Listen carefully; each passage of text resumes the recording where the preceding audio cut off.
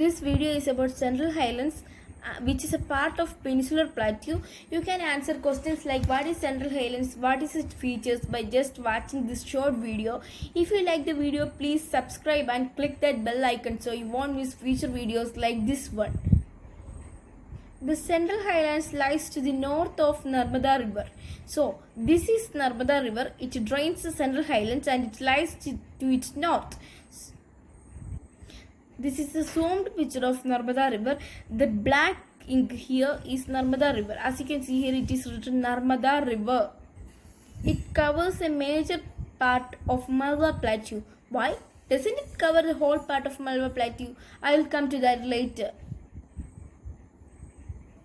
We can only talk about why it covers only a major part of Malwa Plateau after we covered the third point, which is about it covers by Vindhya on the north and Satpura on the south and Aravallis in the northwest. This is Satpura range, this is Vindhyan range and this is Aravalli range. The Central Highlands is like this. It also covers Chota Nagpur Plateau. So it is like this, and in this picture you can clearly see that this is Aravalli range. It is written here that this is Aravalli range, this is Vindhyan range and Satpura range. It lies like this. This is Central Highlands, and since it also covers Chota Nagpur Plateau, I will come to that later. This is Malwa Plateau and this is Malwa Plateau.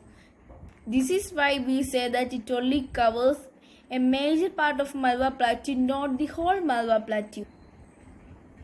The Central Highlands eastward extension is Chota Nagpur Plateau, which is this. So we can see this is Central Highlands. This is Central Highlands. It lies here like this. Now we are going to catch tricks. The rivers draining this area are Chambal, Sindh, Betwa and Ken. In this picture, even though you can't see Betwa, Ken and all, you can see Chambal River. This is Chambal River. It rains here.